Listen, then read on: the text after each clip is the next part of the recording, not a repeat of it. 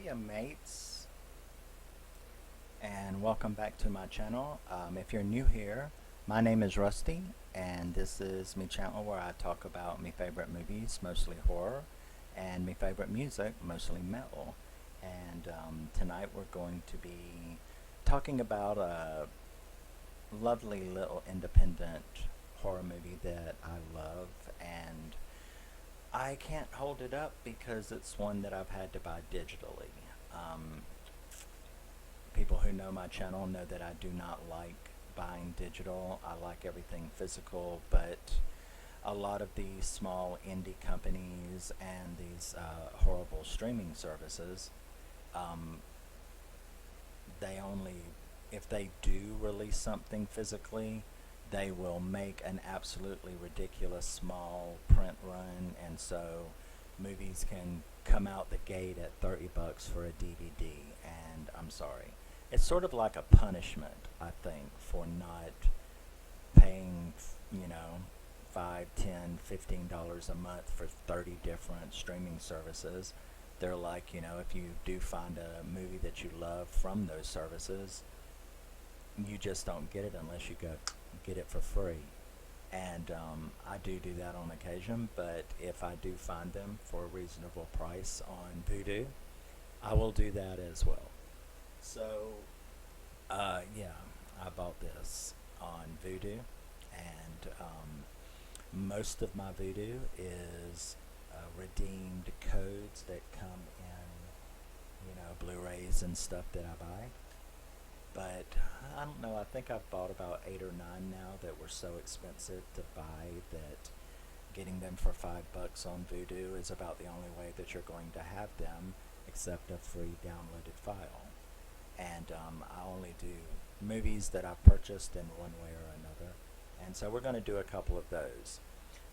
This is a really cool independent horror movie called Unearth. And Unearth was released in 2020. It stars Adrienne Barbeau, Marc Blucas, and Allison McAtee. Now, I'm always excited to see anything that Adrienne Barbeau comes out in, because I love her as an actress and a horror movie icon. So let's get right down to story time. This movie was directed by John C. Lyons and Dorota Swies, and like I said, it was released in 2020.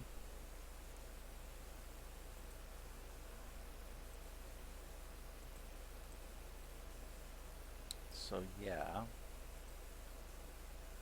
got to get my screensaver up. So, Unearthed is a very cool, slow burn, independent horror movie. And it takes place in sort of unnamed, probably Midwest farming town, because that's what it's centered around. We have two families. Now, we have George and his family. George is played by Marc Blucas, so if you don't know who that is, he was Buffy's boyfriend in season 4. He was the college boyfriend. In Buffy the Vampire Slayer, he played Riley. Riley. What was I saying? Oh, yeah. So he played Riley in Buffy the Vampire Slayer. He plays George. Now, George does own a bunch of farmland, and but he gave up on farming long ago because it's not profitable, and he instead switched to becoming a auto mechanic. So he has a big auto shop. He lives with his teenage high school daughter who has just had a baby. His wife has ran off. She wants nothing to do with him or the kids, which, considering the behavior of the teenage girl with the baby, the way she treats her dad when he's doing the best that he can, yeah, I'm not saying it's right, but she certainly doesn't paint a good picture of somebody that you would want to be around. First of all, getting knocked up in high school isn't a really good thing to do to your dad, but the way she treats him when he's doing everything that he can. And so, of course, his life is spiraling down. Um, and he lives next door to Catherine and her family. Now, Catherine is played by Adrienne Barbeau. Adrienne Barbeau is a horror movie icon. She, escaped from New York, Swamp Thing, Creep Show, and one of my favorite TV series ever, which was called Carnival. I love Adrienne Barbeau, so anything that she's in is great. She plays the matriarch of the second family that lives next door.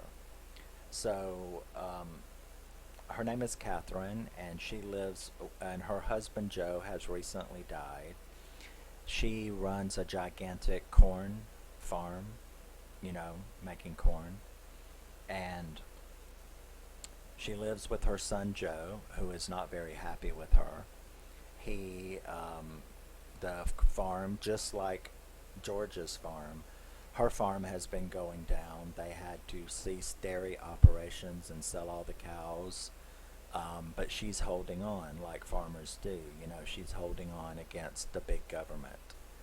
And she lives also with her daughter-in-law, Aubrey, and their daughter, her granddaughter, Christina, who's grown. So she's the matriarch of the family. Now, a big natural gas company has come into the area, taking advantage of these poor and poverty landowners, which is typically the case, trying to get them to lease their property to them for natural gas fracking and things like that. Now, Catherine refuses. She is what you would expect Adrienne Barbeau to be. She is very refusing. I'm not going to give in. George, on the other hand, he's got this teenage daughter with a baby to take care of. His garage is failing. He is under an enormous amount of stress. Now, these two families are friends, have been friends for all their lives. So his older daughter, Rachel, comes back from college to help. And she's not very happy with the situation. She knows her dad is lying about the state of things, the state of the family. She knows his garage is going under.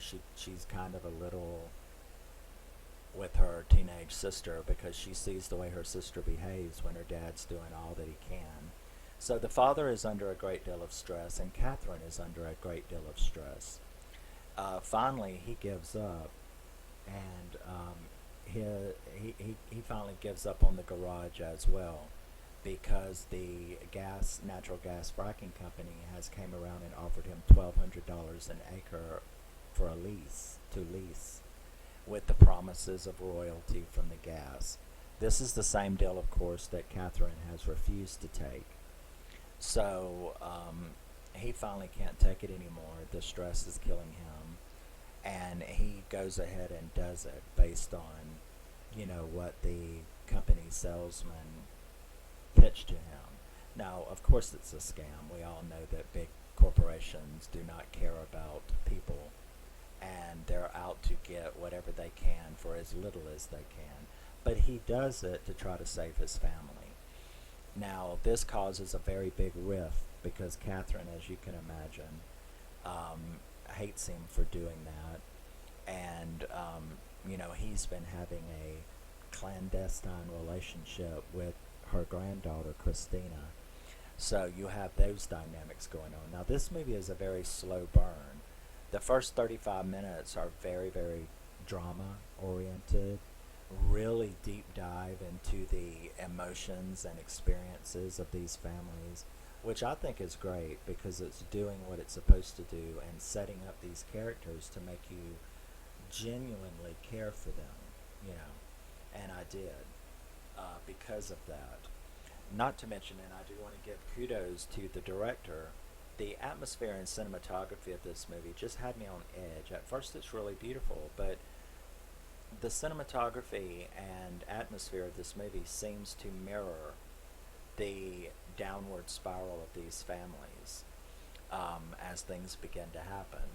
And it does a fantastic job of keeping you very on edge and anxious. So that really helped the movie as far as the atmosphere goes, and getting you into this strange horror movie vibe is, and so I really give kudos to the actor, I mean, to the director for doing that. So once he makes the deal and Catherine finds out, we springboard ahead for a year. You know, yeah, we springboard ahead a year, and they are, of course, anxiously, George and his family are awaiting the first royalty check, and the company has begun fracking. Now, there's a really interesting scene, which is sort of the pivotal moment in the movie that changes it from a psychological drama to a horror movie, when the fracking drill breaks through these big underground caverns, and they kind of show it to you from the cavern perspective. And you can't really tell what it is found down there, what it has released. You don't know, but the scenes are very interesting. This little drippy goo on the walls and stuff like that, and you see it bubbling up in the groundwater, you know, in mud puddles around the farm. So you have to realize that this is very close to their home.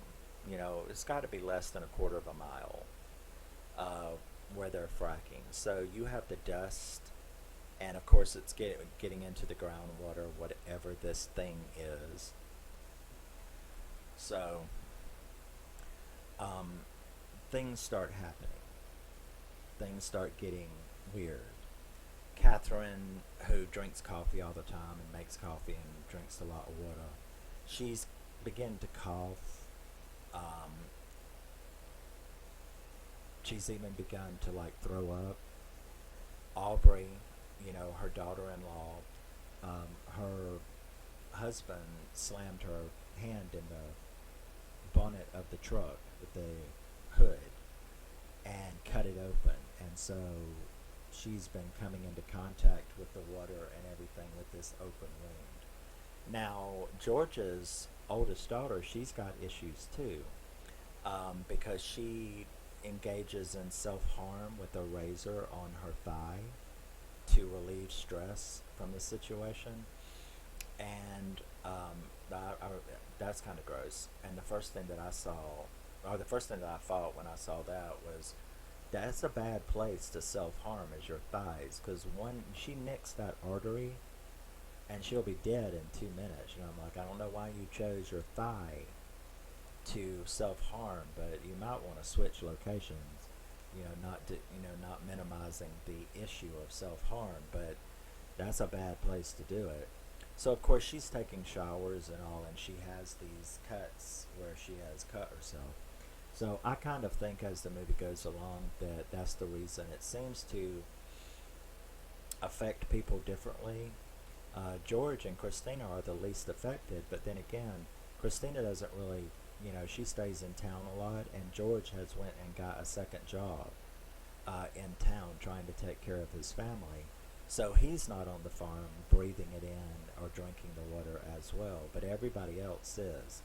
And things are starting to, you know, you can tell people are getting sick, and the anxiousness and the atmosphere, like I said, it's very creepy, because you're wondering what's going on, what's going to happen. And because they never really let you know, is it a bacteria, is it a virus, is it some kind of life form? Because that's what I think it is. It's some kind of life form, stalactite type life form. It's definitely an underground, which is a warning to everyone, which I think this is what this movie is about. You don't know what's down there. You might want to quit sticking stuff down there and letting things out. You know what I mean? But things are getting really creepy. Aubrey is hallucinating about a baby all the time. I guess a child of hers had died when it was an infant. So she's hallucinating these baby cries. The Reese, the teenage girl's kid, he's acting sickly. Rachel's itching all the time. You know, and Tom and George both seem to be getting very aggressive. They're very ragey. So I think that's the way that it's affecting them. But then they don't have any open wounds. It seems like those with the open wounds, and Catherine, who is just so addicted to coffee, and she's doing that all the time, that they seem to be being affected a lot more or a lot faster. Is the way I would put it. So things really,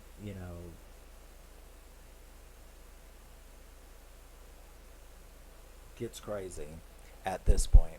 Note checking, because we are now really moving into horror territory. The first really horrible scene is Catherine. Catherine notices, she's in a lot of pain, all this kind of, and she pulls up her shirt. This is Adrienne Barbeau's character. She pulls up her shirt, and there's like this open wound looking thing, and there's this little thing that sticks out, and that was really gross. And she, falls to the ground and starts crawling towards the woods, towards the forest.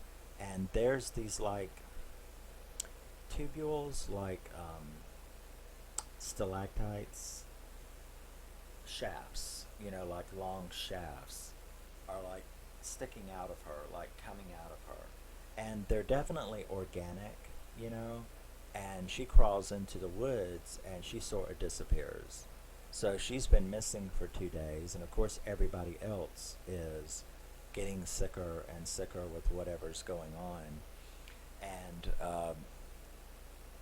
the next really, really gross scene is the teenage daughter. Now, the teenage daughter with the baby, of course, is feeding the baby formula and all that she makes from the water, from the water in the area, from the tap. So the baby has gotten to where he won't take he will not take it. And he starts getting feverish, and she doesn't know what's wrong, and he's kind of throwing up this stuff on her. And so you're talking about he's about a year and a half old now. So she lays him down in the pram, in the bassinet, and goes on about her business because she doesn't really know what's going on. The dad is freaking out. He has gotten worse and worse because earlier that day they finally got their first royalty check from the gas company, and it was barely nothing. They had charged them transportation fees and cleanup fees and all the stuff that you would expect a big company to do. They totally scammed him, and he gets so upset that he goes out into the woods to commit suicide while they're looking for Catherine everywhere, because Catherine's been missing now for 2 days. Everybody's upset. Everybody's sickly. Aubrey is getting worse with her hallucinations. Rachel is itching all over and also hallucinating and also becoming unstable is the best way to put that. So we now end up at, I guess, probably what I would consider the most disturbing to me scene in the movie. And that is when all of this happens and the dad goes out to commit suicide when they find out that they've been scammed by the gas company. And he can't do it and ends up coming back home. Remember, she has left the baby in there the whole time. And so Rachel comes in and she goes in there to get the baby. The girl does, Brooke. She goes in to pick up her baby, and it is this weird grayish red looking color.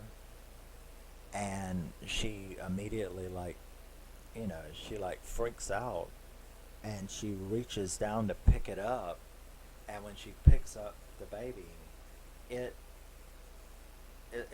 was like she picked up raw liver, like a stack of raw liver in the store. She picks up the baby, and the baby just falls apart all over her. And I did not see that coming, and that was highly disturbing. I mean, you knew something was terribly wrong with the baby when she looked in there and it was like blackish, reddish, grayish. You know, you're immediately like, oh my God, what happened to the baby? But when she picked it up and it just fell apart like loose pieces of meat, it that was like, okay, you know, I've seen a lot of gross scenes, but that went way up to the top because I didn't see that coming. So you can imagine how her, George, and Rachel flipped out when they come running in there to see her screaming, and she's covered with mucus and blood and pieces of meat everywhere that was the baby. And so they're like freaking out, and before they have time to really do much about it, Aubrey, she comes in totally out of her mind. You know, that's Catherine's daughter-in-law. So she comes in, she's completely lost it now. You've seen many scenes of her getting worse and worse. She comes in with a gun and starts shooting, trying to shoot at them because, you know, she's looking for her baby, I guess the dead baby, that she can't get the cries out of her head and her hallucinations.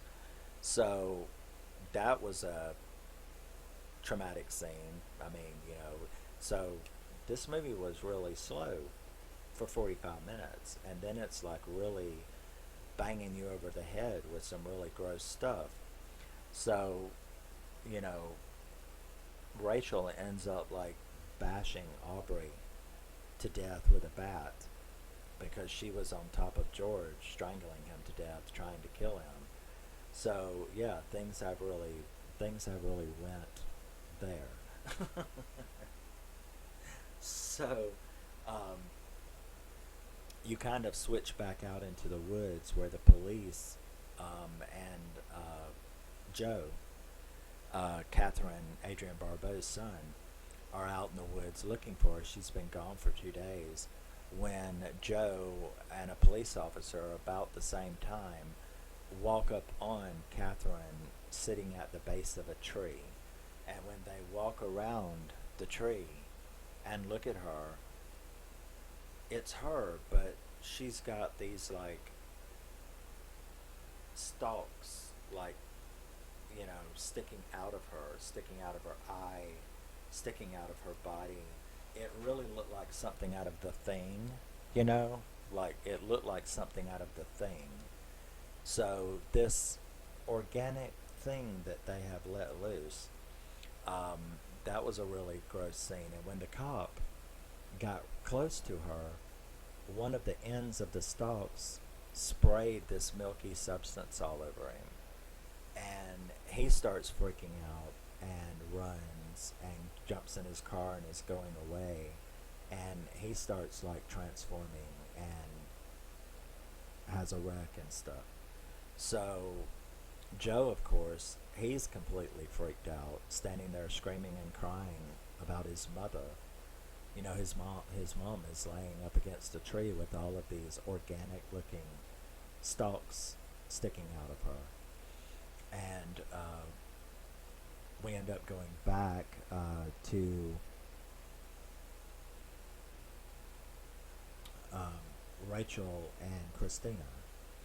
They have also been having a clandestine affair. So Rachel has also been in love with Christina, whom finds out that Christina has also been sleeping with her dad. So there is a little triangle you don't want to get involved in. So she confronts Christina, and they get, in the midst of all of this, you have this little triangle drama where, you know, Rachel, who is completely, you know, been very affected by this thing that's been released, because remember, the cuts on her thighs, she keeps exposing it to that stuff in the water. So, you know, they end up like having a fight in the front yard, and Rachel almost, shoots her, and they're fighting out in the yard, and stuff like that, and they end up going to this treehouse where they used to hang out. Because, like I said, these people have known each other all their lives.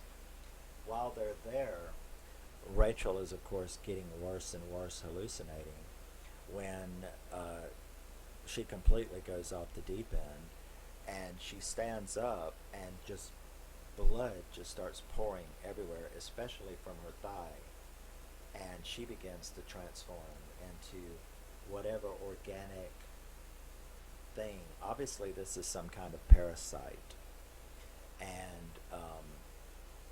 this freaks Christina out. She tries to shoot her a couple times, but she doesn't. She jumps in the truck, runs off, gets stuck in the cornfield, and ends up passing out there in the cornfield. Gets up and goes back to the house. Now, one of the people who had been searching for Catherine, who had gotten contaminated, he ends up on the, coming to the house with, where George was at, and him and George end up fighting out there in the yard, and he ends up like killing George, and George killing him at the same time. So they're all dead. Meanwhile, right before that treehouse trip, sometimes I have to backtrack. Right before that treehouse trip, Rachel and Christina, after they had their little fight, were sitting in the kitchen when Joe, remember, who had been out there with his mom, comes to the door and comes in. Now that's Christina's dad. And he comes into the door, and when he does, try to get to the door, he screams, "Help me, Christina." And he has these stalks sticking out of his head and one of his eyes all on the side of his head. That was really gross. Freaked her out, and she had to shoot her own father. Then they ran to the truck and went to the treehouse. So that was a little interjection there. Now, when Christina wakes up in the cornfield and manages to get back to the house, that's it. I mean, she is the final girl. It's just not our traditional kind of final girl. She's the last one left, put it that way. So everybody is dead. And now, of course, no one knows what happened. So she ends up staying there on the farm because it fast forwards, it flashes forward. We have a forward flash for, I guess, 6 months or a year or something like that. And she's still on that farm and growing the corn and everything. I'm sure that it was the government probably covered up, the gas company, they probably covered up whatever was going on. But she's still there. She's got help out in the field.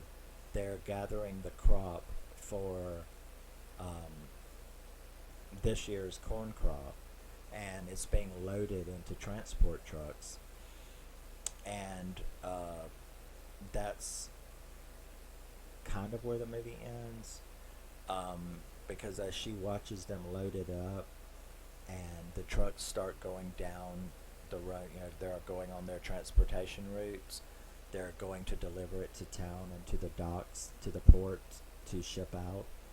She's sitting on the porch and watches them leave, and she ends up noticing that she's itching all over like Rachel was, remember? Of course, she doesn't remember that, but we do. We, the audience, know that that's how it was really starting to take hold of Rachel, was her skin was itching, and she kept scratching back here, and one of the signs when it was taking over her was that she brought her hands out and it was covered with blood. So there's Christina sitting there watching this corn grown in this field by this fracking place that had pretty much taken over and killed everybody in these two families but her. And while she's watching them pull out of the driveway and get on the highway to go deliver the stuff, she ends up having a really horrible thing, scratching and stuff, and then she pulls out her hand and it's bloody like Rachel's was back when Rachel was going out. And she just looked at it and looked at the trucks leaving, and that's where the credits start rolling. The camera, though, continues to follow the truck.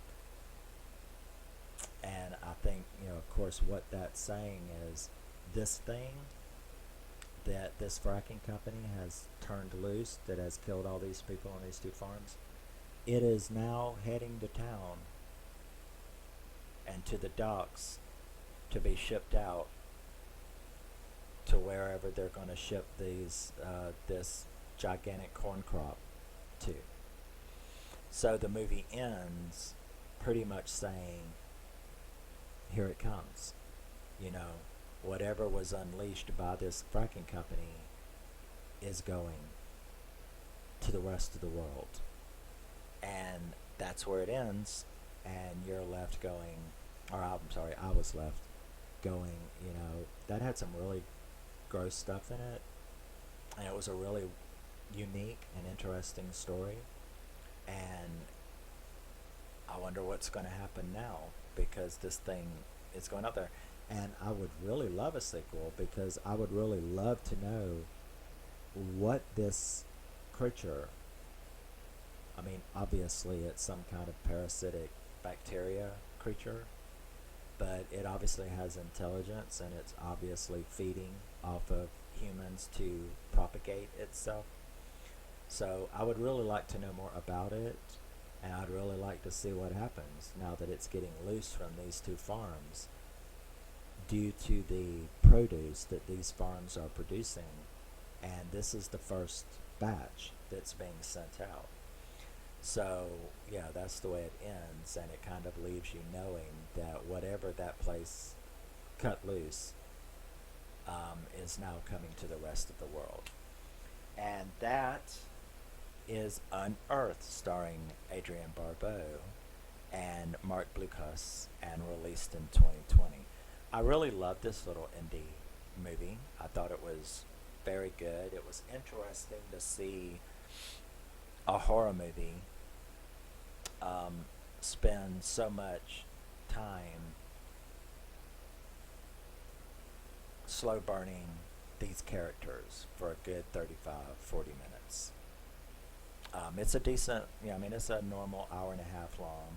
So the first 40 minutes are, really character development, atmosphere, and stuff like that. And I like that every once in a while. And I really liked this one. I really liked the way this director did it. And yeah, if you haven't seen it, I'm sure there are places to see it. Voodoo had it. I think I got it for $4.99. And whoever made it, I don't know where it came from.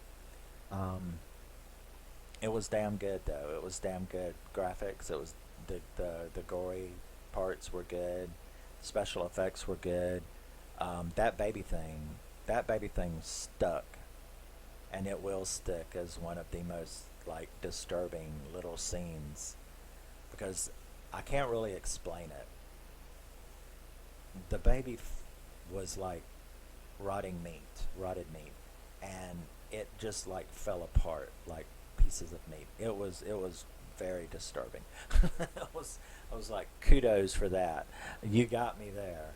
Um, and it doesn't give you time to know that's fixing to happen either. So if you think you're gonna look away like I do sometimes, it's not gonna happen, because well, now that I've told you, you might go, oh no, I think this is it. But I didn't. I didn't know it was coming, and it does happen very quickly. She goes up to the bassinet, she looks in, she sees it. You're like, what the fuck? And she picks it up, and it happens, and you don't really have time to know that that's what's happening. So, kudos for that. You got me. But I really like this movie, um, and now it's loose, whatever this thing is. I would love to know what the hell this thing is, and what it's going to do, and whether it, well, I don't think they would have showed you the danger that was happening with the truck, taking it to the docks to be shipped out, unless it was insinuating that this is bad and this is coming and it's in that corn. So, yeah, it was very good. I liked it. And I am burning up. Believe me, believe this or not, little side thing here. It is, January the 1st when I'm filming this right now. It's right before midnight, and so it's fixing to be the 2nd. But my window is open. I've got a fan on. It's January the 1st, for God's sakes. And I don't live in South Florida. I live in North Florida, like right at the Alabama border. Okay? And so here we are. It's the 1st of January. It's 75 degrees outside right now. The windows are open. I'm burning up. I wasn't even going to put socks on because it's so hot in here. And it's January, for God's sakes, and it's burning up. But it must be my imagination, because we all know that global warming doesn't exist. Yeah, it's just a hoax. But for some reason, it's 75 degrees in North Florida in the middle of, on January the 1st. So, yeah, that's interesting. Let's go frack some farming land and see what we can dig up to add to it, yeah? But I appreciate you stopping by. Love you, miss you, bye. I will see you in the next video. And we're going to be doing the Wolf of Snow Hollow, which I loved. And we're going to do that. So I'm going to film that next, and I will see you then. Always remember, support indie horror, support indie filmmakers. Remember, you are a very special person no matter what anybody says. You're the only you. So no matter what anybody says to you, and no matter what the world is doing to you at this moment, you are it.